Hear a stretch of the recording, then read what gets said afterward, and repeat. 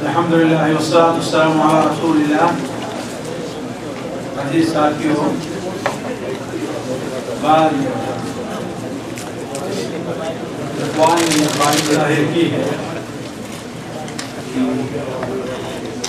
جو یہ مبارک مہینہ شعبان کا چل رہا ہے، اس سے متعلق کچھ باتیں ہیں، بڑے ہی اختصار کے ساتھ آپ کے سامنے رکھنا چاہوں گا. اس سلسلے میں سب سے پہلے میں یہ بات آپ سے کہنا چاہوں گا کہ حضرت خدیب بن حارث ان سے ایک حدیث مروی ہے کہ اللہ کے رسول صلی اللہ علیہ وسلم نے ارشاد فرمایا کہ جب کوئی قوم کوئی بدعت ایجاد کرتی ہے تو اللہ تبارک و تعالیٰ اس کے بدلے لوگوں کے درمیان سے ایک سنت اٹھا لیتا ہے.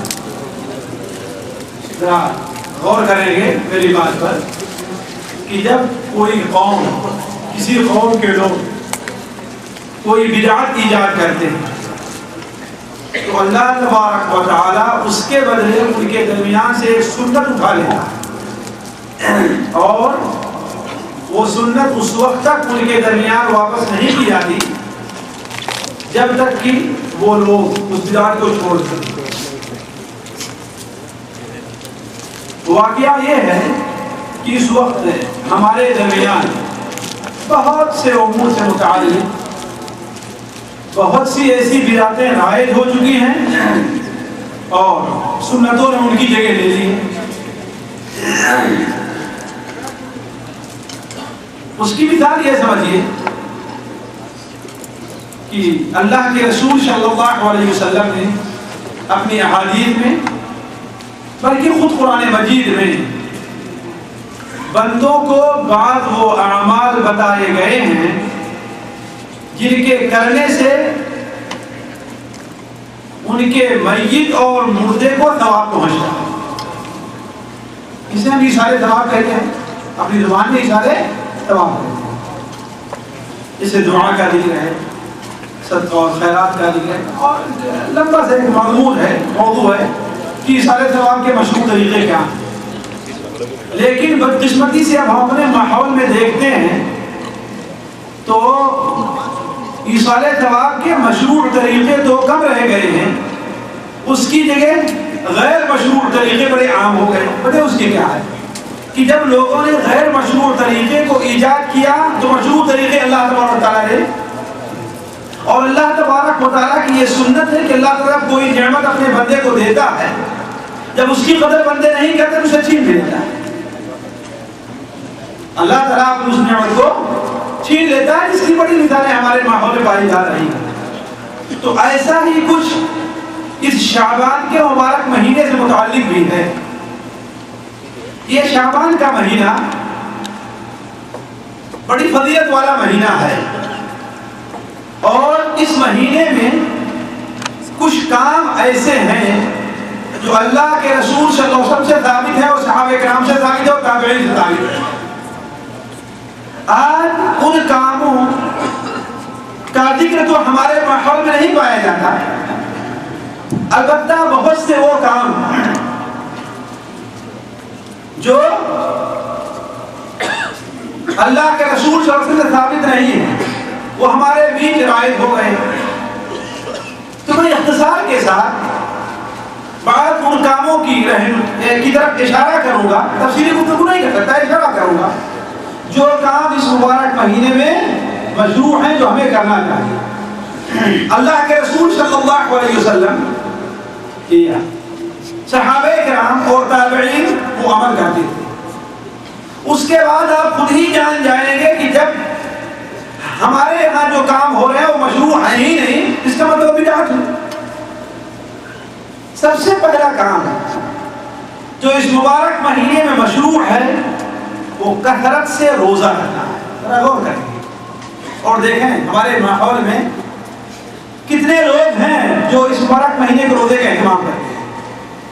اس مبارک مہینے کا ایک مشروع کام، سنت کا کام یہ ہے کہ کثرت سے روزہ رکھا جائے، جیسا کہ تمام کتب حدیث میں، بخاری ہے، مسلم ہے، دوسری کتب حدیث ہے، اس بارے میں متعدد حدیثیں آئی ہوئی ہیں. میں صرف ایک حدیث پر اشارہ کرتا ہوں. حضرت عائشہ رضی اللہ تعالی عنہ، حضرت ام سلمہ رضی، دونوں کے لائق اللہ بات، دونوں آپ کی ازواج مطہرات میں داخل ہیں، دونوں مسلمان کی مائیں کہلاتی ہیں، حضرت ام سلمہ اور حضرت عائشہ رضی اللہ تعالی عنہما. ان دونوں کا بیان ہے کہ آپ صلی اللہ علیہ وسلم شعبان کے مہینے میں جس قدر روزہ رکھتے تھے کسی دوسرے مہینے میں اتنا روزہ نہیں رکھتے، بلکہ حضرت ام سلمہ کی جو روایت ہے اس میں یہ ہے کہ آپ پورے مہینے کا روزہ رکھتے، یعنی شعبان کے پورے مہینے کا روزہ رکھتے تھے. آپ کے دو خادم ہیں، ایک حضرت انس بن مالک اور دوسرے حضرت اسامہ ابن زید، حضرت اسامہ ابن زید، یعنی ادھر آپ کی دو ازواج مطہرات ہیں اور ادھر آپ کے دو خادم ہیں. ان دونوں کا بیان ہے کہ آپ صلی اللہ علیہ وسلم بسا اوقات روزہ رکھنا شروع کرتے تو مستقل روزہ رکھتے، ایسا محسوس ہوتا کہ آپ افطار کریں گے ہی نہیں، پورے مہینے پورے سال روزہ رکھتے. لیکن پھر کچھ دن آتا ہے کہ آپ افطار کرنا شروع کرتے تو دو تین دن 4 5 دن ایسا افطار کرتے اور آپ روزہ رکھیں گے. اور سب سے زیادہ روزہ آپ جس مہینے میں رکھا کرتے تھے وہ شعبان کا تھا. وہ یہ ہے سنن نسائی، سنن ترمذی وغیرہ میں حدیث صحیح سند کے ساتھ مروی ہے.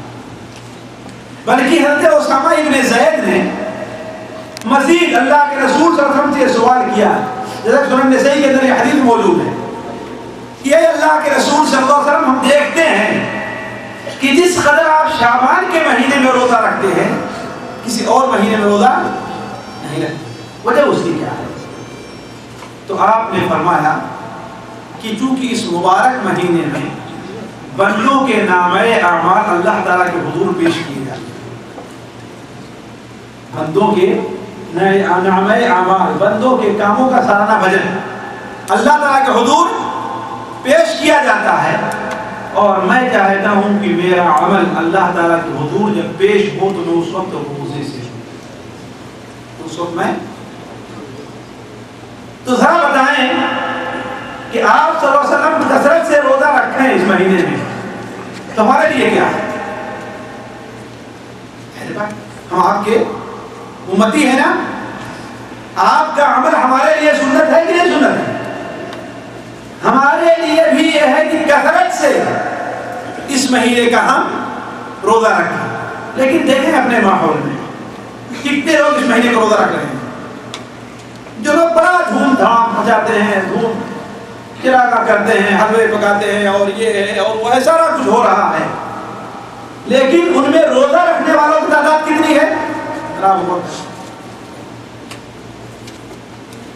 دوسرا مشروع کام جو اللہ کے رسول سے تو نہیں، البتہ صحابہ اور تابعین سے اس کا ثبوت ہوتا ہے کہ اس مبارک مہینے میں قرآن مجید کی تلاوت کثرت سے کیا کرتے ہیں. اور اس کی وجہ ہو سکتی ہے کہ رمضان مبارک کا مہینہ جو ہے وہ قرآن کی تلاوت کا مہینہ ہے نا. جب کسی سورت کو آپ 2 بار 3 بار 4 بار پڑھیں گے تو اس کے بعد آپ کو پڑھنا اور آسان ہو جائے گا، اور پڑھنا آسان ہوگا. تو اسی لیے اپنی عادت بناتے تھے شعبان کے مہینے میں کثرت سے قرآن مجید کی تلاوت کریں تاکہ رمضان میں قرآن مجید کی تلاوت اور آسان ہو. بلکہ تابعین کے یہاں مشہور تھا کہ شعبان کا مہینہ قرہ اور قاریوں کا مہینہ ہے، یعنی اس کثرت سے قرآن مجید تلاوت کو کیا کرتے ہیں. حتیٰ کہ ایک تابعی جن کا نام عمر ہے ہمارے خیال سے، ان کے بارے میں امام ابن رجب رحمہ اللہ اپنی کتاب لطائف المعارف میں نقل کرتے ہیں کہ جب شعبان کا مہینہ آتا تھا تو اپنی دکان بند کر دیا. اور آج ہم اپنی دکانیں شعبان رمضان میں خوب سجاتے ہیں. دیکھیں ہم نے ان میں کیا فرق ہے. جب شعبان کا مہینہ آتا تھا تو اپنی دکان بند کر کے قرآن مجید کی تلاوت میں بھیڑ جایا کرتے.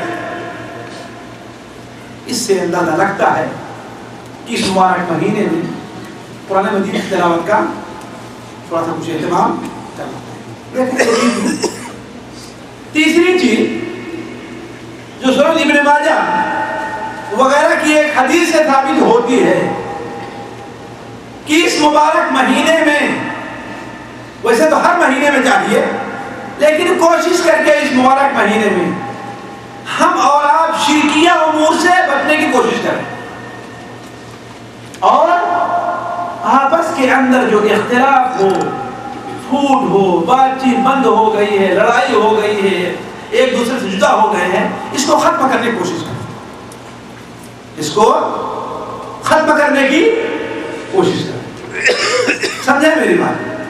پہلی چیز یہ کہ ہم شرکیہ امور، شرک کے کام، خواہ بڑا شرک ہے یا چھوٹا شرک، اس سے حد تک امکان بچنے کی کوشش کریں. اور اگر ہم سے شرکیہ بعض امور سرزد ہو جا رہے ہیں تو اللہ تعالیٰ کے حضور سچی توبہ کریں کہ اللہ تعالیٰ ہمارے گناہوں کو معاف کر دے. اور دوسرے یہ کہ ہم میں مرد ہے تو عورت ہے تو عالم ہے تو جاہل ہے تو چھوٹے ہیں بڑے ہیں تو ہے بڑے ہیں، اگر آپس میں کوئی اختلاف چلا آ رہا ہے، دل کے اندر کسی سے کوئی رنجش ہے، جیسا کہ عام طور پر ہمارا مزدور طبقہ جو تمہارے رہا کرتا ہے، 4-6 ایک ساتھ رہتے ہیں، کھاتے پیتے ہیں، چھوٹی چھوٹی باتوں پر ان کا اختلاف ہو جایا کرتا ہے. کبھی کھانا پکانے کے سلسلے میں ہے، کبھی سامان لانے کے سلسلے میں ہے، کبھی اس سلسلے میں ہے کہ ہاں بھائی تم تو یہ چیز اپنے حساب میں لا کر کھائے ہو، اس کو حساب میں ڈالا جائے گا. نہیں، ویسے چھوٹی چھوٹی باتوں پر اختلافات ہو جایا کرتے ہیں. ہوتے ہیں کہ نہیں ہوتے ہیں؟ اور اس کا نتیجہ کیا نکلتا ہے کہ ہڈی آپس میں الگ کر لیتے ہیں. اس کا نتیجہ کیا نکلتا ہے کہ آپس میں اختلاف بڑھتا جاتا ہے، ایسا بات چیت بند ہو جاتی ہے. لیکن شریعت کی نظر میں یہ چیز اچھی ہے؟ اچھی نہیں. شریعت کے اندر یہ جائز نہیں ہے کہ دو مسلمان 3 دن سے زیادہ آپس میں بات چیت بند کریں. دو مسلمان 3 دن سے زیادہ آپس میں بات چیت بند کریں. تو اس مبارک مہینے میں اسے بھی ختم کرنے کی ضرورت ہے. وہ کیوں؟ آپ سوال کریں کیوں؟ جیسا کہ ہم نے کہا سنن ابن ماجہ میں حضرت معاذ بن جبل رضی اللہ عنہ کی روایت ہے، اور بہت سے علماء اسے صحیح قرار دیتے ہیں، اس میں علامہ البانی بھی ہے، کہ اللہ تبارک و تعالی 15 شعبان کی رات کو سمائے دنیا پر نازل ہوتا اور نہیں بندوں کی طرف اپنی نظر کرتا اور تمام گنہگاروں کو معاف کر دیتا ہے، مگر 2 گنہگار ایسے ہیں انہیں اللہ معاف نہیں کرتا.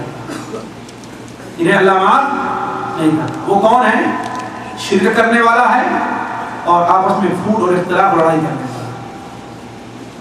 اور یہ دونوں بدبخت وہ بھی ہیں، ان میں بھی شامل ہیں کہ جمعرات اور پیر کے دن جب اللہ تعالیٰ کے حضور بندوں کے نامہ اعمال پیش ہوتے ہیں تو اللہ تعالیٰ ان دونوں کو معاف نہیں کرنے کا، چھوڑ جانے دیتا یہاں تک کہ ان کو آپس میں صلح کر دیں.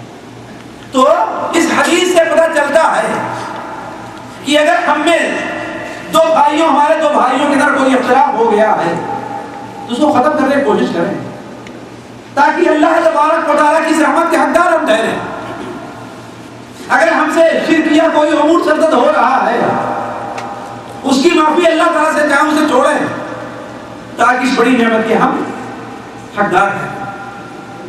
یہ ہے اس مبارک مہینے کے مشروع کام جو اللہ کے رسول صلی اللہ علیہ وسلم سے ثابت ہے. لیکن برخلاف اس کے ہم نے جب کچھ بدعتیں ایجاد کر لی اس مبارک مہینے میں تو یہ سنت کے کام ہماری زندگی سے اٹھ گئے. آیا سنت کام ہماری زندگی پائے نہیں جاتے؟ شاید ہی اللہ کا کوئی بندہ ہو جو کثرت سے روزہ رکھنے کا اہتمام کرتا ہے. شاید ہی کوئی بندہ ہو جو سوچے کہ چلو اپنے بھائی سے تھوڑی سی ہم ہی چھوٹے بن کر کے اپنی غلطی کو مان لیں، تھوڑی رنجش کو ختم کریں. شاید ہی کوئی ہو. آخر کیوں؟ وجہ کیا ہے؟ اس کی وجہ ہے کہ ہم نے اس مہینے کے اندر بدعات کے کام ایجاد کرنی. مثال کے طور پر جو بدعات کام اس کے اندر پائے جاتے ہیں وہ یہ ہے کہ حلوہ اور پوری ہے کہ نہیں, اور عجیب عجیب حلوے بنتے ہیں. بعض علاقوں کے اندر آپ مانیں گے کہ 15 شعبان کا بنا ہوا حلوہ آخری دن کب کھایا جاتا ہے؟ جی 10ویں محرم کو. جی آخری دن کب کھایا جاتا ہے؟ 10ویں محرم. کنٹل بناتے ہیں, ٹھنوں میں بناتے ہیں, کیسے بناتے ہیں اللہ جانے. اور بعض علاقوں سے یہ خبر مصدقہ ملی ہے کہ اس بدعت کے لیے لوگ اپنی بیویوں کا زیور گرو رکھ کر کے سوجی اور چینی لے کر کے آیا کرتے ہیں. آخر پتہ ہے کیا ضرورت ہے اس کی؟ اب ظاہر بات ہے کوئی بدعت ایجاد کی ہے تو اس کے لیے کوئی جواب تو تلاش کریں گے نا. کوئی کہتا ہے اس دن اللہ کے رسول صلی اللہ علیہ وسلم کے دندان مبارک شہید ہوئے تھے تو آپ نے حلوہ کھایا تھا, سامنے رہتے آپ بھی کھاتے ہے نا. کوئی یہ کہتا ہے کہ نہیں چونکہ یہ مبارک دن ہے اس لیے جو ہے بزرگوں کے پرکھوں کے اثارے ثواب کے لیے ہے کہ نہیں. ابھی سال بھر میں جو مرا ہے وہ مردوں کی سب میں شامل نہیں ہوا ہے کہ نہیں. جب کھلا کر کے دعوت کریں گے وہ سب وہ مردوں کی دعوت کرے گا تو اس میں شامل ہو جائے. عجیب قسم کی چیزیں جس کا قرآن اور حدیث اور اللہ کے رسول صلی اللہ علیہ وسلم صحابہ اور تابعین کے پاس کہیں اس کا ثبوت نہیں ہے. اسی طریقے سے چراغاں کرنا 15ویں شب کو گھر کے اندر, اور یہ چیز بھی ہم نے کہاں سے لی ہے؟ ہندوؤں دیکھی دیکھا لی, ہندوؤں سے دیکھی دیکھا ہم نے یہ چیز لی. جیسے ابھی ہم نے کہا نا کہ آپ صلی اللہ علیہ وسلم کے سے محبت کے سلسلے میں غلو کیسے پیدا ہو.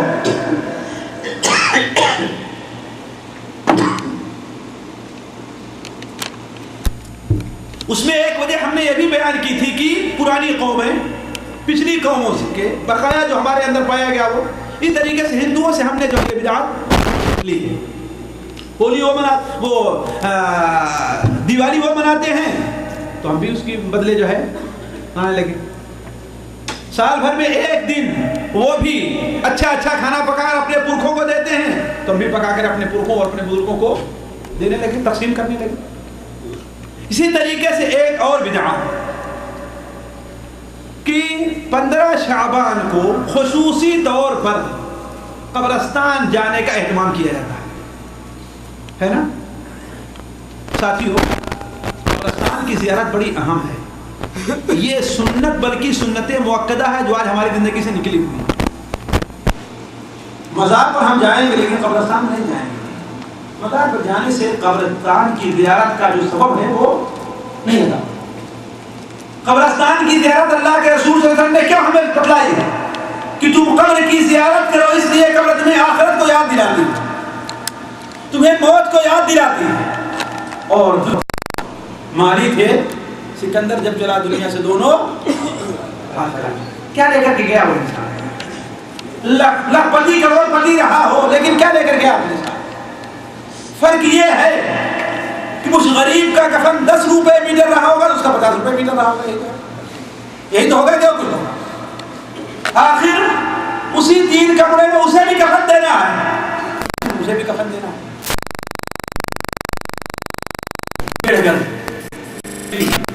اور 1 گز چوڑی زمین اس کو بھی ملنے والی ہے اور وہی ہم کو بھی ملنے والی ہے. اس کے علاوہ اور کچھ فرق ہے؟ کوئی فرق. اس کے کفن کو بھی مٹی کھانے والی ہے, ہمارے کفن کو بھی مٹی ہی کھانے والی ہے. اور یہ تو اللہ جانتا ہے قبر کے نیچے جا کر کے کون اللہ تعالیٰ کا محبوب بنتا ہے اور کون اللہ تعالیٰ کا باغی رہتا ہے. یہ تو اللہ تبارک و تعالیٰ کا معاملہ. ہم میں سے ہر شخص کو اللہ تبارک و تعالیٰ قبر کی زندگی اور بہترین زندگی نصیب کرے, ہے کہ نہیں؟ تو قبر کی زیارت ہر زمانے میں مشروع ہے, لیکن اس سلسلے میں جو حدیث پیش کی جاتی ہے ساتھیوں وہ تمام علماء کے نزدیک سخت ضعیف ہے. کیا ہے؟ سخت ضعیف. بلکہ آپ صلی اللہ علیہ وسلم کا جو معمول رہا ہے مسلم شریف ہے, دوسری کتاب ہے مسلم شریف ہے, حضرت عائشہ کی روایت. کس کی؟ حضرت عائشہ رضی اللہ عنہا کی روایت ہے کہ اللہ کے رسول صلی اللہ علیہ وسلم جب بھی میرے یہاں آیا کرتے تھے, میرے یہاں ان کی باری رہا کرتی تھی، جس رات کو بھی آپ کی باری ہمارے یہاں رہا کرتی تھی، آپ بقیع غرقد کی زیارت کے لیے ضرور جایا کرتے تھے، آپ بقیع کی زیارت کے لیے ضرور جاتے تھے۔ بتائیے، یعنی کم سے کم 8 دن میں، ہفتے میں، رات میں 1 دن ضرور جایا کرتے۔ دنوں میں جب جاتے وہ الگ معاملہ ہے، رات کو بھی جایا کریں۔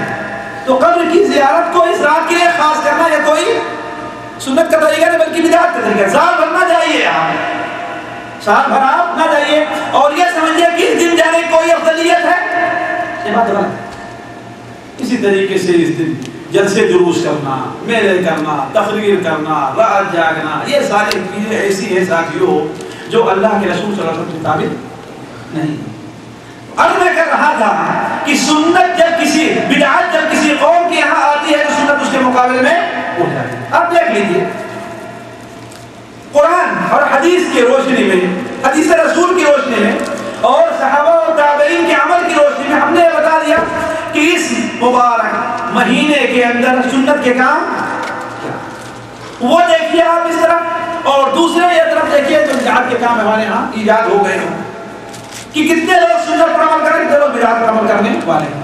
اچھا ایک بات اور آپ کے سامنے بتا دوں، دیکھیے ابھی ہم نے جو ایک حدیث بیان کی ہے کہ اللہ کے رسول صلی اللہ علیہ وسلم کے ارشاد ہے کہ اللہ تبارک و تعالی 15ویں شب بندوں کی طرف نظر کرتا ہے اور مشرک اور کینہ پروڑ ہر ایک کو معاف کر دیتا ہے نا۔ اب آپ کہیں کہ جب یہ رات بہتر ہے نا تو ہمیں جاگنا بھی چاہیے، ہمیں عبادت کرنا چاہیے، یہ کہیں گے، سوال کریں گے نہیں کریں گے؟ کھٹک رہا ہے نا آپ لوگوں کے دل میں۔ لیکن ساتھیوں ایک بات بڑے واضح طور پر بیان کرتے ہیں کہ کسی بھی چیز کا افضل ہونا کیا ہے الگ بات ہے، اور اس دن کوئی نیک عمل کرنا اپنی طرف سے الگ ہے۔ اچھا ایک سوال ہے، مجھے بتائیں سب سے افضل دن کون سا دن ہے؟ جی سب سے افضل دن کون سا دن ہے؟ جمعہ کا دن سب سے افضل دن ہے۔ جمعہ کا دن جو ہے وہ سب سے افضل دن ہے، جیسا کہ اللہ کے رسول صلی اللہ علیہ وسلم کی تمہارے سب سے افضل دن کون ہے؟ جمعہ کا ہے، اسی طرح پیدائش ہوئی اور یہ ہے نا سب سے افضل دن ہے نا، تو کیا ہوتا ہے ہم اس دن کا روزہ رکھیں؟ بتائیں، روزہ رکھیں، اس رات کو ہم جا کر عبادت کریں؟ اللہ کے رسول صلی اللہ علیہ وسلم نے بیان فرمایا کہ جمعہ کی رات کو عبادت کے لیے اور جمعہ کے دن کو روزہ رکھنے کے لیے تم خاص نہ کرو۔ تو کسی چیز کا افضل ہونا الگ معاملہ ہے اور اس دن کوئی عبادت کرنا یہ الگ معاملہ ہے۔ آپ صلی اللہ علیہ وسلم نے اس کی افضلیت بیان کی۔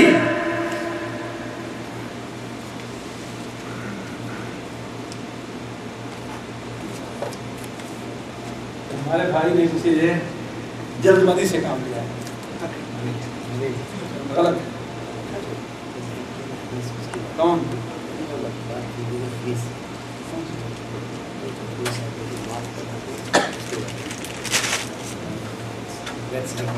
علامہ البانی نے صحیح ابن ماجہ کے اندر، صحیح الترغیب والترہیب کے اندر، مشکات المصابیح میں اور الصحیحہ مجلد رابع میں اس کے اوپر بڑی تفصیلی بحث کی ہے اور اس کو صحیح قرار دیا ہے۔ حضرت معاذ بن جبل کی اور عمرو بن عاص کی روایت کی، اللہ تبارک و تعالی فَيَطَّلِعُ اللَّهُ لَيْلَةَ النِّصْفِ مِنْ شَعْبَانَ فَيَغْفِرُ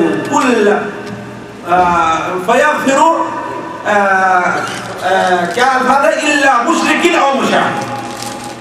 ان کتابوں کا حوالہ صحیح الترغیب والترہیب، صحیح سنن ابن ماجہ اور الصحیحہ مجلد الرابع اٹھا کر کے دیکھ لیجیے۔ تو کسی دن کا افضل ہونا الگ ہے اور اس دن کو عبادت کے لیے کسی خاص کرنا، اللہ کے رسول نے اس دن جو عبادت کی ہے ہم کریں گے، جس دن کو جو عبادت کی ہے ہم کریں گے، اور اگر آپ نہیں کیا ہے تو ہم کیوں؟ فَإِنَّ خَيْرَ الْحَدِيثِ كِتَابُ اللَّهِ وَخَيْرَ الْهَدْيِ هَدْيُ مُحَمَّدٍ صلی اللہ علیہ وسلم۔ سب سے بہترین بات اللہ کی کتاب ہے، اور سب سے بہترین طریقہ کس کا طریقہ ہے؟ اللہ کے رسول صلی اللہ علیہ وسلم کا طریقہ ہے۔ تو اگر کہ یہ روایت، اس روایت سے حدیث سے پتہ چلتا ہے کہ یہ رات افضل ہے، لیکن ہم کو یہ بات کیونکہ اللہ کے رسول سے ثابت نہیں رہتا، ہم بھی نہیں کریں۔ جی ہاں، یہ مختصر چند باتیں مجھے شعبان سے متعلق کرنی ہیں۔ اللہ تبارک و تعالیٰ سے دعا ہے کہ اللہ تعالیٰ ہمیں اور آپ کو ان سنتوں پر عمل کرنے کی توفیق دے اور بدعتوں سے دور رکھے۔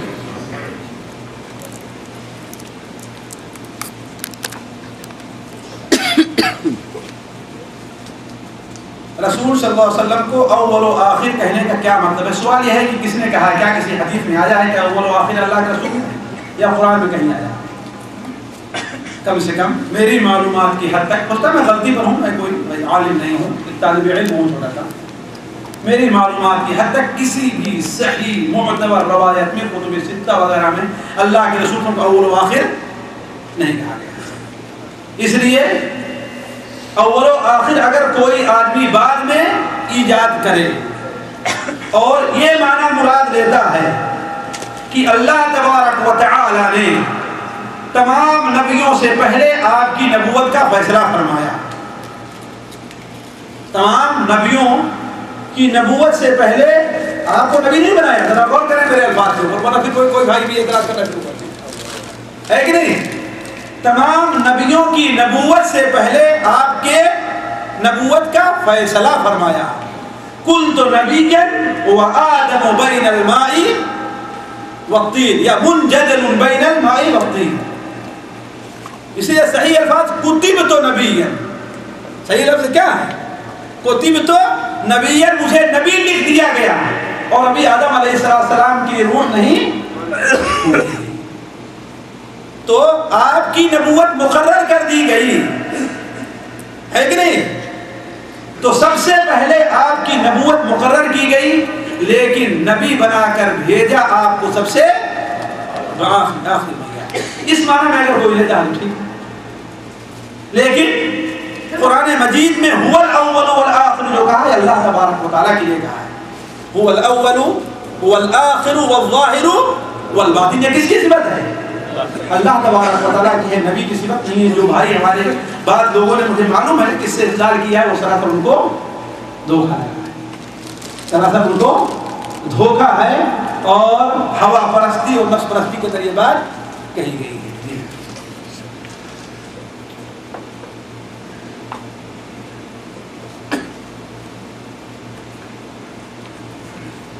دیکھیے کچھ لوگ اپنے بزرگ کے انتقال کے بعد ہر سال برسی اور پارا پڑھنے کے اہتمام کرتے ہیں، ان کے متعلق کیا وہ مردے کو اس کا ثواب پہنچتی ہے؟ روشنی فرمائے۔ دیکھیے اللہ کے یہ ایک بڑا مسئلہ ہے، اور سے کہوں گا کہ آپ کے یہاں رہتے ہیں، آپ کے سامنے تفصیل سے ایصال ثواب کے مشروع طریقے کیا ہے رکھے ہیں۔ ہر انسان کی ضرورت ہے، اس لیے کہ ہر انسان کا کوئی نہ کوئی فرد اس دنیا سے اس کی موجودگی میں یا اس سے پہلے رخصت ہوتا ہے۔ ہر انسان کی ضرورت ہے کہ ایصال ثواب کے مشروع طریقے کیا ہیں، وہ ہمارے سامنے رکھے اور ہمیشہ ان کو معلوم ہونا چاہیے۔ اور شاید اگر میری کیسے یہاں پر ہو ایصال ثواب کے مشروع طریقے، ایصال ثواب کے مشروع طریقے، تو اسے سن لیں گے، ایصال ثواب کے مشروع طریقے، ورنہ جدہ وغیرہ میں کیسے موجود ہیں۔ تو لیکن جہاں تک برسی کرنے کا تعلق ہے، یہ چیز بھی ساتھیوں ہم نے دوسری قوموں سے لی، دوسری قوموں سے ہم نے لی ہے۔ وہ بھی برسی مناتے ہیں نا، تو ہم بھی برسی منانا شروع۔ وجہ اس کی یہ ہے کہ بہت سے لوگ اسلام تو قبول کرتے ہیں، لیکن اسلامی تعلیمات حاصل نہیں کرتے، تو بہت سی غلطیوں کے اندر پڑ جایا کرتے ہیں۔ میں بار بار بتاتا ہوں اور آپ کے سامنے بھی رکھوں، میں دلی میں جب میں دلی میں تھا تو الہ آباد میڈیکل کالج کے سول سرجن، اللہ نے انہیں توفیق بخشی، اور وہ مسلمان ہو گئے، بنارس کے رہنے والے تھے۔ تو مسلمان ہونے کے بعد ظاہر بات ہے خاندان سے بڑا احترام تو ہونا ہی ہے کہ نہیں ہے؟ تو انہوں نے علاقہ چھوڑا اور جا کر کے دلی میں اپنی کوئی جگہ خریدے اور وہاں رہنے لگے۔ وہ خود بتاتے ہیں کہ ایک بار ایسا ہوا کہ جب میں دلی آیا تو جیسے دلی کے کچھ تاریخی مقامات ہیں دیکھنے کے لیے جایا کرتے ہیں.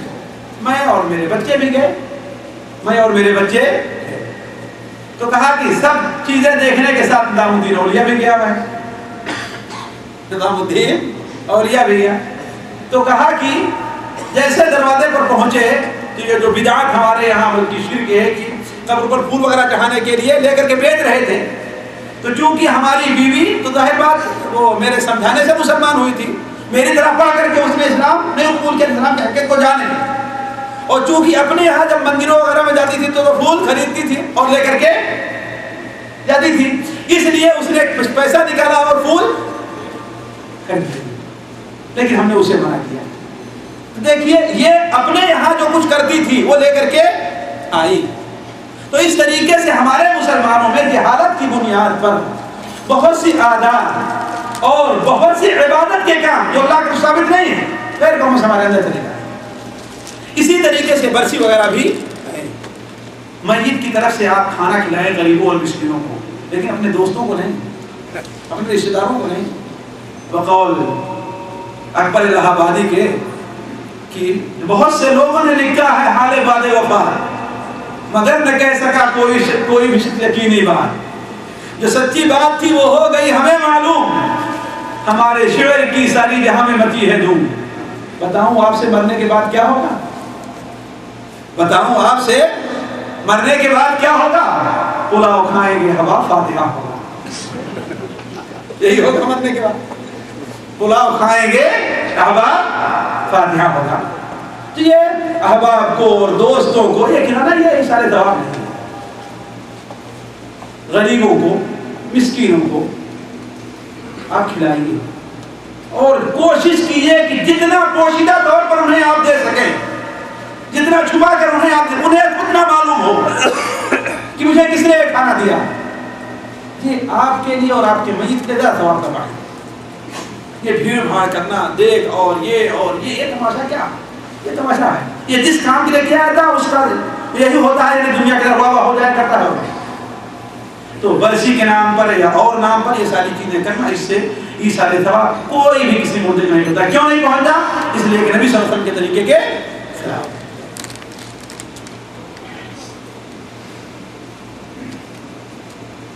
داڑھی نہ رکھنے کا گناہ کیا ہے؟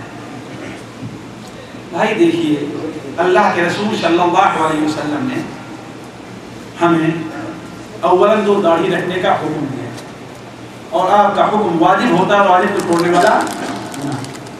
دوسری چیز آپ نے یہ کہا کہ تم داڑھی کو بڑھاؤ, مونچھوں کو پست کرو, ہے کہ نہیں, اور یہود کی مخالفت کرو. کیوں؟ اس لیے کہ یہود داڑھی مونچھ دونوں کو سکھوں کے طریقے سے صرف یہ ہے کہ سکھ اس کو باندھے رہتے ہیں اور یہودی باندھتے نہیں. اور آپ نے یہ کہا کہ مجوس کی مخالفت کرو, مونچھوں کو پست کرو اور داڑھی کو بڑھاؤ.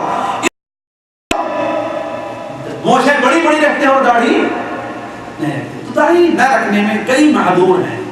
ایک تو اللہ کے رسول کی مخالفت ہے, اللہ کے رسول کی شکل کی مخالفت ہے. آپ صلی اللہ علیہ وسلم نے یہودیوں کی مشابہت اور مجوس کی مشابہت یا ان کی مشابہت پائی جاتی ہے. اب یہ ہے کہ اس کا کوئی خاص گناہ ہو, اللہ کے رسول نے اوپر کوئی خاص گناہ یا کوئی خاص عذاب سزا کیا خبر دی ہو, یہ میرے علم میں نہیں. جمعہ کے خطبہ کے دوران کے آداب بتائیں. ہم نے مسجد نبوی کی دیوار پر کچھ نام دیکھے ہیں جیسا کہ مفتاح الجنہ, روح القدس, کیا آپ صلی اللہ علیہ وسلم کے نام ہیں؟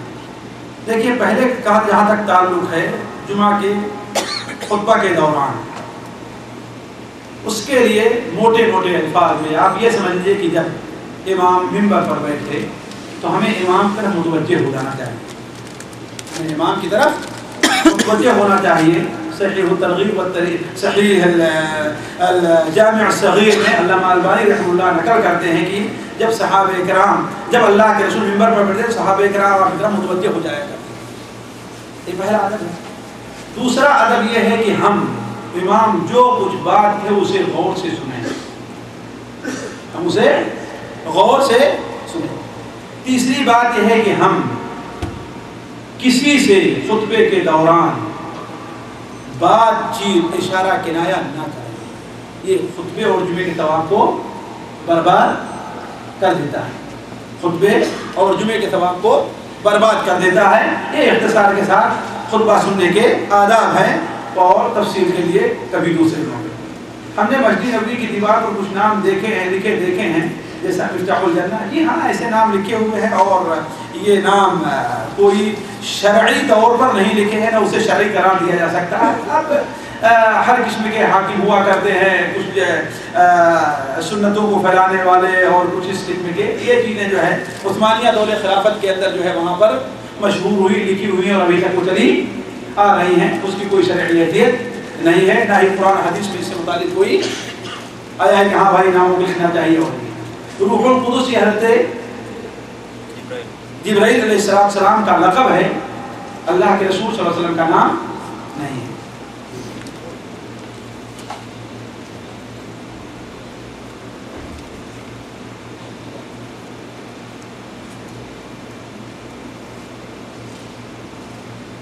دیکھیے آپ صلی اللہ علیہ وسلم، دیکھیے ایک سوال ہے اور صحیح بڑا اہم ہے۔ حضور اکرم صلی اللہ علیہ وسلم کو اللہ پاک نے حضور صلی اللہ علیہ وسلم کی والدہ کی قبر کی زیارت کی اجازت دی، اور آپ صلی اللہ علیہ وسلم نے زیارت کی۔ کیا حضور صلی اللہ علیہ وسلم کی سنت میں ہم بھی ان کی قبر کی، دیکھیے ان کی قبر کی زیارت اللہ کے رسول کی سنت نہیں ہے، قبر کی زیارت اللہ کے رسول کی سنت ہے۔ اگر ادھر سے ہم گزرا ہو تو عبرت کے لیے ٹھیک ہے، جس طریقے سے دوسری قبر کی زیارت اس کو بھی کر سکتے ہیں، لیکن خاص یہ کہیں کہ آپ کے والدہ کے قبر کی زیارت اللہ کے رسول کی سنت ہے، اس سے یہ ثابت نہیں ہوتا۔ اس سے یہ ثابت ہوتا ہے کہ آپ کا کوئی عزیز و قریب اس دنیا سے جا چکا ہے۔ ذرا غور کریں، اس سے جو ثابت ہوتا ہے آپ کا عزیز و قریب اس دنیا سے جو جا چکا ہے وہ حاشا للہ، اللہ نہ کرے، غیر ملت اسلام کے اوپر نہیں بنا، حالت کفر میں بنا ہے نا، تو آپ اس کی قبر کی زیارت کرنا چاہیں، سفر نہیں کرنا ہے اس کے لیے، اس لیے کہ اللہ کے رسول نے سفر نہیں کیا۔ آپ سفر میں جا رہے تھے، راستہ ملا اور آپ نے ذرا غور کریں، سفر اس کے لیے نہیں کرنا ہے۔ البتہ یہ ہے کہیں پاس پڑوس میں ہے تو آپ اس کی زیارت کر سکتے ہیں، لیکن زیارت کریں گے تو اس کے لیے دعائیں نہیں کریں گے، نصیحت حاصل کرنے کے لیے، عبرت حاصل کرنے کے لیے۔ آپ کو ٹھیک شوق ہے، آپ کی عزیز قریب آپ اس کو دے کر کے آئیں۔ اسی سے یہ ہو سکتا ہے کہ کافر کی قبر کی زیارت بھی عبرت کے لیے کی جا سکتی ہے۔ اسی لیے اسی حدیث میں ہے کہ آپ نے قبر کی زیارت کی تو آپ نے فرمایا، اے لوگو اللہ تبارک و تعالیٰ سے ہم نے آپ کے قبر کی زیارت کی اجازت چاہی، آپ کے لیے دعائیں مغفرت چاہیے، آپ نے نہیں اجازت دی، اور جب قبر کی زیارت کی اجازت چاہی تو آپ نے دیا، تو تم قبروں کی زیارت کرے اس لیے کہ قبر کی زیارت تمہیں آخرت کو یاد دلائے۔ یہ اللہ کے رسول کی سنت ہے کہ آخرت کو یاد کرنے کے لیے ہم قبر کی زیارت کریں۔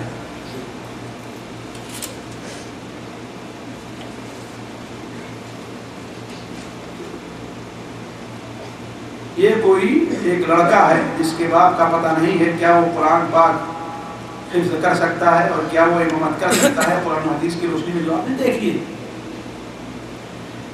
ہر انسان اس دنیا میں اور آخرت میں اپنے اعمال کا ذمہ دار ہے، اپنے باپ، اپنے ماں، اپنے دادا کے اعمال کا ذمہ دار ہے۔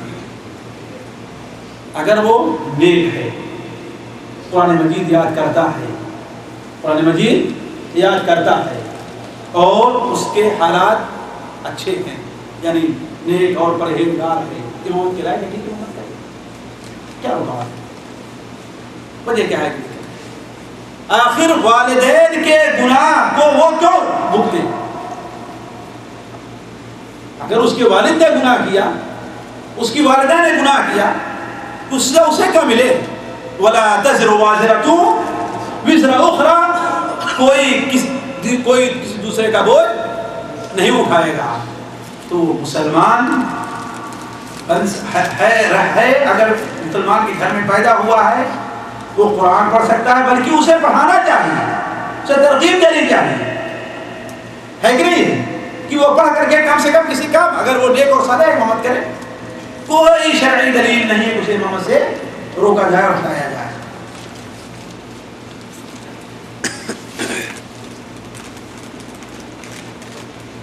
کچھ لوگ کہتے ہیں کہ نبی قرآن اور حدیث کے علاوہ آج بھی لوگوں کی روحانی تربیت کرتے ہیں جو عام علماء حضرات نہیں جانتے، اس شک کو کلیئر کرتے ہیں۔ اللہ کے رسول صلی اللہ علیہ وسلم کی حدیث صحیح ابن مستدرک حاکم وغیرہ میں ہے حضرت عبد المسعود سے، اور حضرت ابو ذر رضی اللہ عنہ جو مسلم شریف میں ہے اس سے بھی اس مفہوم کی تائید ہوتی ہے۔ وہ یہ کیا کہ ہر وہ کام جو تمہیں جنت کے قریب کرنے والا ہے اور جہنم سے دور کرنے والا ہے اس کا ہم نے تمہیں حکم دے دیا ہے، اور ہر وہ کام جو تمہیں جہنم کے قریب کرنے والا ہے اور جنت سے دور کرنے والا ہے اس سے ہم نے تمہیں منع کر دیا۔ اب یہ بتائیے کہ یہ کون سا کام ہے جب اللہ کے رسول صلی اللہ علیہ وسلم قرآن حدیث میں ہے ہی نہیں تو ہم کہاں سے اس کو؟ اللہ کے رسول صلی اللہ علیہ وسلم کی حدیث جو مسند احمد اور ترمذی میں ارباد ابن ساریہ سے ہے، کہتے ہیں ابراہیم ابن ساریہ بیان کرتے ہیں کہ ایک بار اللہ کے رسول نے خطبہ دیا اور ایسا دلوں کو ہلا دینے والا خطبہ دیا کہ ہمارے دل دہل گئے اور ہماری آنکھیں اشک بہا گئی۔ ہم نے سوال کیا اے اللہ کے رسول صلی اللہ علیہ وسلم، ایسا لگتا ہے کہ آپ ہم سے رخصت ہونا چاہتے ہیں، ایسا لگتا ہے کہ آپ ہم سے رخصت ہونا چاہتے ہیں، تبھی تو ایسا دلدوز خطبہ آپ نے دیا ہے، تو ایسا کیجیے کہ آپ ہمیں کوئی وصیت کر دیجیے، کوئی نصیحت کر دیجیے۔ تو آپ صلی اللہ علیہ وسلم لوگ چند باتوں کی نصیحت کی، ان میں ایک بات کیا ہے کہ میرے بعد جو تم میں سے زندہ رہے گا وہ بڑا اختلاف پائے گا، زندہ رہے گا وہ بڑا اختلاف دیکھے گا، لیکن حل کیا ہے اس کا حل کیا ہے؟ علیکم بسنتی و سنت الخلفاء الراشدین المہدیین من بعدی عضوا علیہا بالنواجذ، تم میری سنت کو مضبوطی سے تھامنا اور میرے بعد خلفائے راشدین کی سنت کو مضبوطی سے تھامنا۔ اب بتائیے کہ اگر اس بات کوئی شخص یہ کہتا ہے کہ ہم کسی اور طریقے پر چلتے ہیں یا اللہ کے رسول کسی کو آ کر کے سمجھا جاتے ہیں، ظاہر بات وہ ان حدیثوں کے خلاف ہے کہ موافق ہے۔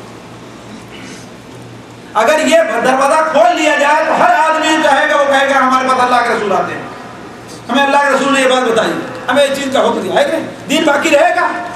جس طریقے سے یہود و نصارہ اور مجوسیوں کو دین کا ہوا ویسے ہمارا دین بھی چوزوں کا مربع بن کر کے رہ جائے گا۔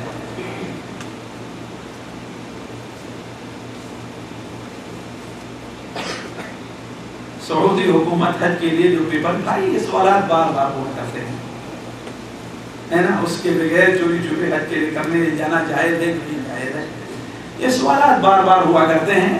اگر کسی نے حج نہیں کیا ہے، اب اس کے پاس اتنے پیسے نہیں ہو پا رہے ہیں حملے وغیرہ کے ذریعے جائے ہے کہ نہیں، اب وہ جانا چاہتا ہے چلے جائے، یا کئی سال گزر چکے ہیں ہے کہ نہیں، جانا چاہتا ہے ٹھیک ہے، رشوت نہ دے، رشوت نہ دے، جعلی کام نہ کرے، اسی طریقے سے نکل کے جانا چاہتا ہے، اور پولیس والے بھی اتنی نرمی کر دیتے ہیں، ہر سال جو ہے لوگ جاتے ہیں اور چلے جاتے ہیں، کوئی حرج کی بات نہیں، لیکن اگر اس کے لیے رشوت دے اور جعلی کام کرے ظاہر بات اس کی اجازت نہیں ہے کہ ہر سال جو ہے حج کے لیے جائے، یہ بھی ظاہر بات غلط چیز ہے۔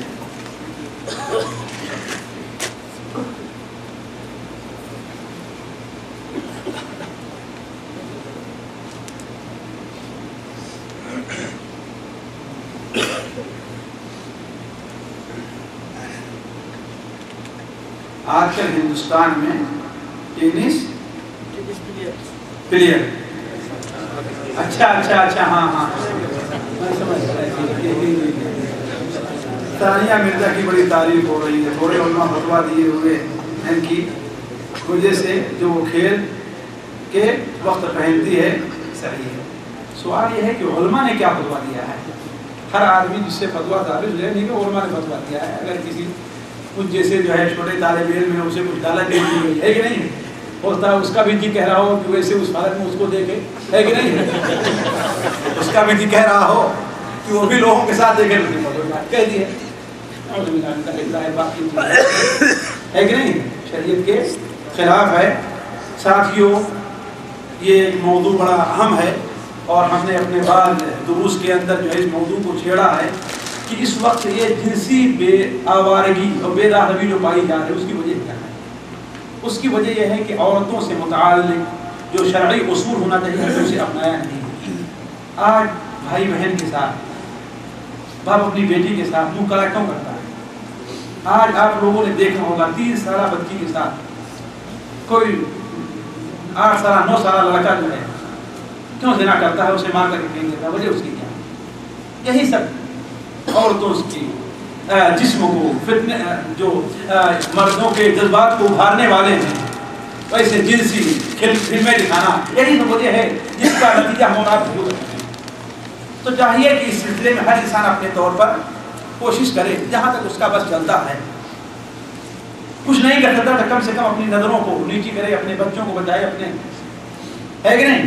اب یہ چیز جو ہے میں تو نہیں سمجھتا کوئی آدمی وہ 5-10% بھی دین کا علم رکھتا ہوگا وہ اس قسم کا فتویٰ دے گا، نعوذ باللہ من ذالک۔ اگر بہت سے لوگوں کو کوئی کسی کو لالچ دے کر کے، کسی کو پیسہ دے کر کے، کسی کو اور کچھ کر کے اگر کسی نے کوئی فتویٰ لے لیا ظاہر بات اس قسم کا فتویٰ بہت سے دینے والے لوگ موجود ہوتے ہیں۔ قطعاً جو ہے ایسا لباس پہننا اور عورتوں کا اس طریقے سے میدان میں مردوں کے سامنے کسی بھی ذریعے سے ہو، ٹیلی ویژن پر ہو یا ویسے سامنے ہو، قطعاً اور قطعاً اور قطعاً جائز نہیں ہے۔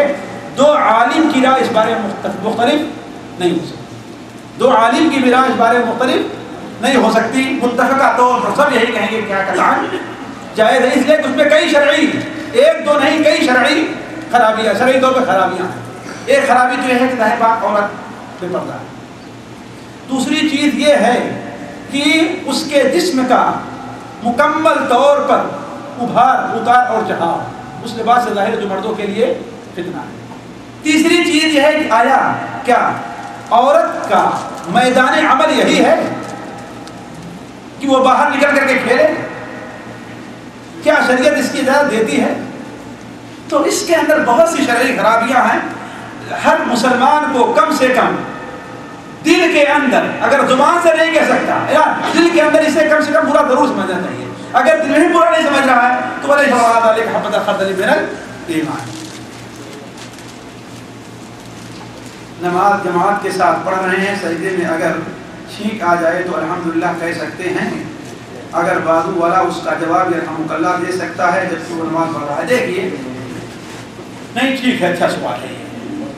چھینک کا جواب دینا جائز نہیں، اس لیے کہ یرحمک اللہ جو ہے یہ کلام الہی کے اندر شامل نہیں ہے۔ گویا آپ کا کلام یرحمک اللہ، آپ دعا کر رہے ہیں، آپ دعا دیں۔ البتہ الحمدللہ پست آواز سے لوگوں کو سنائی نہ دے انسان پڑھ سکتا ہے پست آواز سے، اس لیے الحمدللہ یہ کیا ہے؟ لوگوں کے کلام نہیں، کلام الہی ہے، الحمدللہ اللہ کا کلام ہے۔ نماز کے اندر تسبیح ہے، دعا ہے، تحمید ہے، یہ چیزیں ہو سکتی ہیں۔ اور اس کی دلیل حضرت معاویہ ہی نام ہے نا ان کا، حضرت معاویہ، ان کی وہ حدیث ہے کہ وہ اللہ کے رسول کی خدمت میں آئے، اسلام قبول کیا، انہوں نے خدمت میں آئے اور اسلام قبول کیا۔ اللہ کے رسول صلی اللہ علیہ وسلم نے بتایا کہ ہاں بھائی چھینک کا جواب یا اس طرح دیا جاتا ہے۔ تو کسی صحابی نے کوئی چھینک آئی اور ہو سکتا ہے کہ انہوں نے آہستہ سے الحمدللہ کہا، ہے کہ نہیں؟ انہوں نے رحمک اللہ کہہ لیا۔ اب صحابہ کرام انہیں خاموش کرنا چاہتے ہیں کہ خاموش ہو جاؤ، وہ گھور کر کے دیکھنے لگے کہ اللہ کے رسول نے ہمیں سکھایا اور تمہیں منع کر رہے ہیں۔ لیکن جب ہر طرف سے صحابہ کرام کی نے اشارہ کیا تو وہ خاموش ہوئے۔ نماز کے بعد اللہ کے رسول صلی اللہ علیہ وسلم نے کہا کہ دیکھو یہ نماز ہے، اس میں لوگوں کی جو باتیں ہیں اس کا کوئی دخل نہیں ہے۔ ظاہر بات ہے رحمۃ اللہ انہوں نے کیوں کہا ہوگا؟ ان کے بغیر کسی کو چھینک آئی الحمدللہ کہا تبھی تو نا، اس لیے کہ بغیر الحمدللہ کہے رحمۃ اللہ نہیں کہا جاتا۔ اس حدیث کا درا کیا الحمدللہ انسان پڑھ سکتا ہے، بتائیے رحمۃ اللہ یہدیکم اللہ یہ کلام الناس میں ہے اور الحمدللہ یہ اللہ تعالیٰ کے کلام میں ہے۔ الحمدللہ تو آستہ سے کہہ سکتا ہے لیکن بلند آواز نہیں کہے لوگوں کو تشویش پیدا کرنے کے لیے، ہے کہ نہیں؟ لوگوں کے اندر خلفشار پیدا کرنے کے لیے الحمدللہ اپنے طور پر کہیں کوئی مطلب نہیں۔ ہمارے خیال سے وقت زیادہ ہو رہا ہے، ادھر سے زیادہ ہو رہا ہے نا، 15 منٹ جی 10 منٹ استخارہ کس طرح کیا جائے، اس کا جواب ہم کس طرح تشریح حاصل کر سکتے ہیں؟ برائے کرم دیکھیے نماز استخارہ کا جو بخاری شریف کے اندر مروی ہے کہ اللہ کے رسول حضرت جابر بن عبداللہ کی روایت ہے کہ اللہ کے رسول صلی اللہ علیہ وسلم صحابہ کرام کو استخارہ کا طریقہ بڑے اہتمام سے سکھایا کرتے تھے، بڑے اہتمام سے. اور ساتھیوں یہ ایسی سنت ہے جو اس سے بہت کم لوگ اس کے اوپر عمل کرتے ہیں. کسی آدمی کو کوئی ایسا معاملہ پیش آ جائے جس کی طرف اہمیت ہے، اس کے بارے میں اسے حق معلوم نہیں ہو رہا ہے کہ کرے یا نہ کرے، تردد میں پیش و پیش میں پڑا ہوا ہے کیا کرے. مثال کے طور پر کسی لڑکی سے شادی کرنی ہے، اس سے کرے یا نہ کرے. کوئی تجارت کرنی ہے تو کرے یا نہ کرے، یعنی ایسی چیز جس کے بارے میں کوئی شرعی حکم واضح نہیں ہے وہ کرنا چاہتا ہے، تو اس کے لیے اللہ کے رسول صلی اللہ علیہ وسلم نے یہ طریقہ بتایا کہ 2 رکعت نفل نماز پڑھیں. 2 رکعت نفل نماز پڑھیں، فرض نماز نہیں، نفل نماز پڑھیں. 2 رکعت نفل نماز پڑھیں. اللہ تبارک و تعالی کے سامنے بالکل عاجزی سے کھڑا ہو، ہے نا، اخلاص کے ساتھ دل لگا کر کے پڑھیں. اور نماز کے آخر میں سلام سے پہلے یا سلام کے بعد، دونوں طریقہ علماء نے لکھا ہے.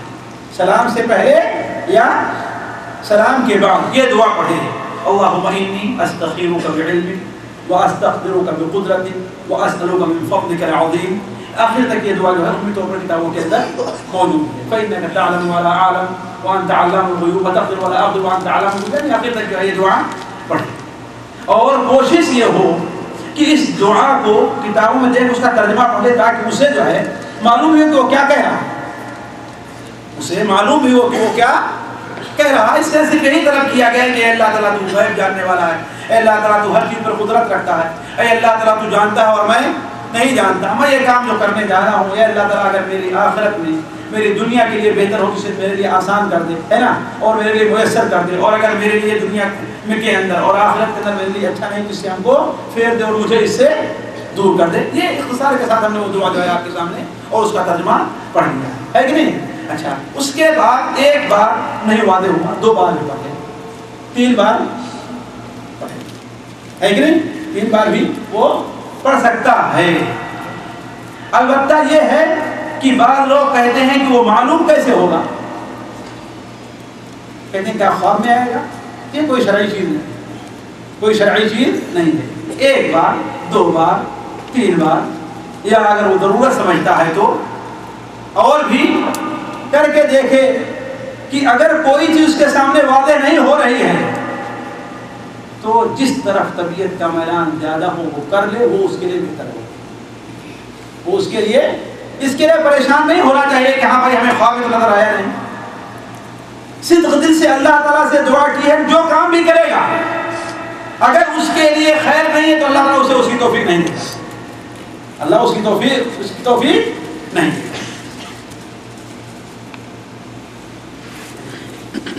دیکھیے اصل میں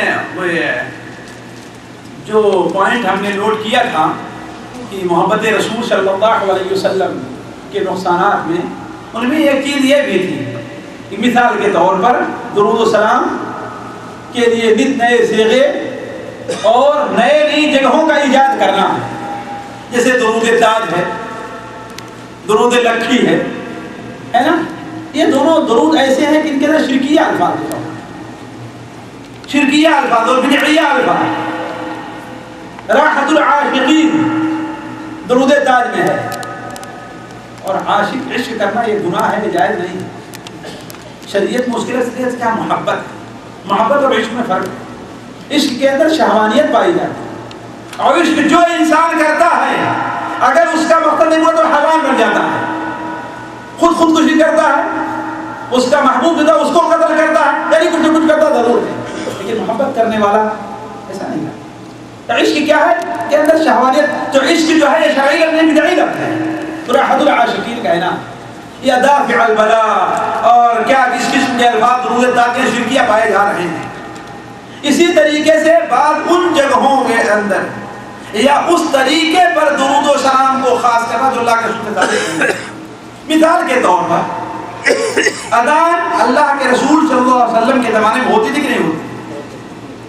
بلال دیا کرتے تھے، دیتے تھے. لیکن کیا کسی بھی حدیث کی کتاب میں ہے کہ حضرت بلال رضی اللہ تعالیٰ عنہ بلند آواز سے اذان دینے سے پہلے یہ درود پڑھا کرتے تھے؟ اگر ثابت ہے تو ٹھیک ہے، اس کے اوپر عمل کیا جائے گا، اور اگر نہیں تو کیا ہوگا؟ یہ بدعت کا طریقہ ہوگا. ایک عبادت کے اندر ہم نے ایک چیز کا اضافہ کر دیا ہے، اس کے علاوہ آپ حضر جہاں ثابت ہے دعا جب پڑھنی ہے اذان کی تو اپنے طور پر جو ہے پڑھیے، اپنے طور پر پڑھیے. آپ ہر وقت صلاۃ السلام پڑھتے رہیے، اللہم صلی علی محمد. بلکہ میں تو یہ کہتا ہوں کہ صلاۃ السلام پڑھنا بڑا اہم ہے. ہر مسلمان نے کم سے کم صبح اور شام 10 بار پڑھنا نہ بھولے.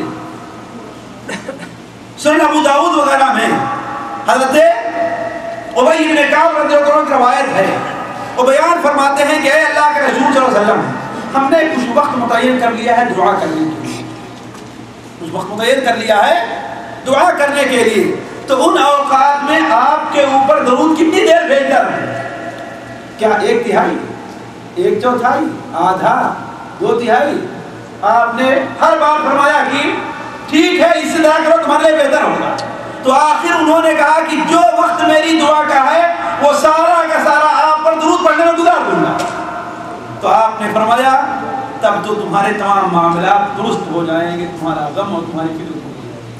بڑی اہم چیز ہے درود پڑھنا. کون بدبخت ہے، منحوس ہے جو درود سے کا انکاری ہو، ہے کہ نہیں؟ لیکن ہم یہی کہیں گے کہ وہ جگہ اس طریقے سے جس طریقے سے ہمارے نبی نے ہمیں نہیں سکھایا، ہم نہیں. ایک ابہام ذرا دور کر دیجیے گا. جیسے تراویح کا 20 رکعت کا ہونا نبی کریم صلی اللہ علیہ وسلم کے زمانے میں رائج نہیں تھا. اسی طریقے سے اذان کے وقت الصلاۃ خیر من النوم ان کا، تو اس کے بارے میں آپ کیا فرمانا چاہیں گے؟ ذہنوں میں کچھ اگر اولاً تو سنیے، دیکھیے الصلاۃ خیر من النوم اللہ کے رسول کے زمانے میں تھا.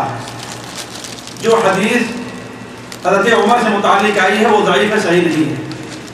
صحیح حدیث سنن ابو داؤد وغیرہ میں یہی ہے کہ اللہ کے رسول صلی اللہ علیہ وسلم نے الصلاۃ خیر من حضرت بلال کو سکھایا. جو یہ کہا جاتا ہے یہ سراسر غلط ہے. دوسری چیز 20 رکعت تراویح اللہ کے رسول کے زمانے میں نہیں تھی، آپ صلی اللہ علیہ وسلم کے زمانے میں نہیں تھی، اس لیے آج بھی نہیں ہونی چاہیے. آپ صلی اللہ علیہ وسلم نے 8 رکعت تراویح پڑھی ہے. حضرت عمر رضی اللہ تعالیٰ عنہ نے 8 رکعت تراویح پڑھانے کا حضرت ابی بن کعب بن کو حکم دیا ہے. اس لیے سنت کا طریقہ ہے کہ 8 رکعت پڑھا جائے. شیخ صاحب حرم میں تو ہوتا ہے 20 رکعت. بھائی دیکھیے یہ ان سے پوچھیں، کہیں حرم شریف میں یا تو پھر جو کام ہوتا ہے سارا مان لیجیے. آپ اپنے مطلب کی ایک چیز مان لینا، وہاں رفع الیدین کرتے ہیں بلند آواز سے، ہمیں تو کوئی نہیں کہتا ہمارے یہاں والے کہ ہاں بھائی ہم بھی یہ کریں جو حرم شریف میں ہو رہا ہے. اس کا کوئی مقصد ہو سکتا ہے، کوئی ضرورت ہو سکتی ہے، کوئی وجہ ہو سکتی ہے.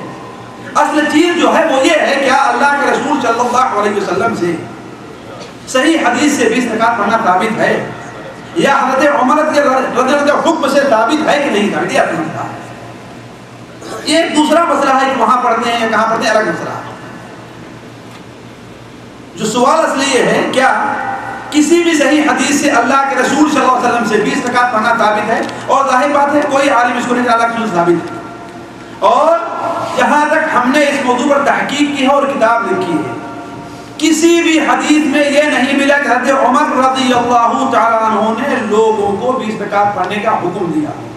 اور موطا امام مالک میں، مصنف ابن ابی شیبہ میں صراحت کے ساتھ موجود ہے کہ لوگ حضرت عمر رضی اللہ کے زمانے میں ابی بن کعب بن 20 رکعت 8 رکعت پڑھاتے تھے. اور مصنف ابن ابی شیبہ میں ہے کہ حضرت عمر نے حکم دیا ان دونوں میں کہ لوگوں کو 8 رکعت پڑھائیں. اسی لیے اس وقت کے عظیم علامہ البانی رحمہ اللہ نے اس حدیث کو جو حضرت عمر کے زمانے میں 20 رکعت پڑھنے کے اس کو ضعیف قرار دیا ہے. شادی کا طریقہ بتائیں جو سنت کے مطابق ہو. شادی شدہ مرد کو اپنی بیوی سے کتنا عرصہ دور رہنا چاہیے؟ دیکھیے شادی کا طریقہ سنت کے مطابق یہی ہے کہ ظاہر بات کہ لڑکا یا لڑکے کا ولی، لڑکا یا لڑکے کا ولی ظاہر بات پیغام دے کس کو؟ لڑکی کے والد کو اس پر قبول ہے تو ٹھیک ہے، دو گواہوں کی موجودگی میں، دو گواہ کی موجودگی میں کوئی شخص خطبہ مسنہ پڑھ کر کے کہے ہاں بھائی ٹھیک ہے تمہارے حق میں دیا جا رہا، تم سے قبول کرو، ختم، بس اللہ کے رسول کو ماننے میں جاہے تقریباً یہی طریقہ ایجاد ہے۔ اس کے لیے اب یہ جو ہے حلاوے اور بتاشے اور بارات جانا اور اس کے لیے صحرا پہنانا اور جا کر پھر لڑکی سے اجازت لینا، یہ تمام چیزیں کہ ہم اللہ کے رسول کے زمانے میں لائے نہیں تھیں۔ اور دوسری بات یہ ہے کہ شادی شدہ مرد اپنی بیوی سے کتنے عرصہ دور رہ سکتا ہے، جتنے عرصے تک وہ دونوں ایک دوسرے پر راضی ہوں۔ میاں بیوی راضی تو کیا کریں گے، وہ دونوں راضی ہیں تو ٹھیک ہے، اس کے اندر کسی کا دخل نہیں، شریعت اس سلسلے میں کوئی تحدید نہیں رکھی ہے۔ تو عمر رضی اللہ عنہ کی ایک مصلحت کے طور پر یہ رکھا تھا کہ ہاں جو لوگ جائیں اتنے دنوں میں چھٹی دے دی جائے، اتنے دنوں میں انہیں چھٹی دے دی جائے، ٹھیک ہے، لیکن اب ہمارے حالات نہیں یہاں پر جا رہے ہیں، ہم نہیں جا سکتے ہیں، ہے کہ نہیں ہوتا۔ اب میاں بیوی دونوں متفق ہے، ٹھیک ہے بھائی وہ جا، لیکن اگر وہ اجازت نہیں دیتی بھائی ٹھیک ہے میں نہیں برداشت کر سکتی بغیر تمہارے، ٹھیک ہے نہیں آنا ہے، چلے جائیں، جب پھر اس کو چھوڑ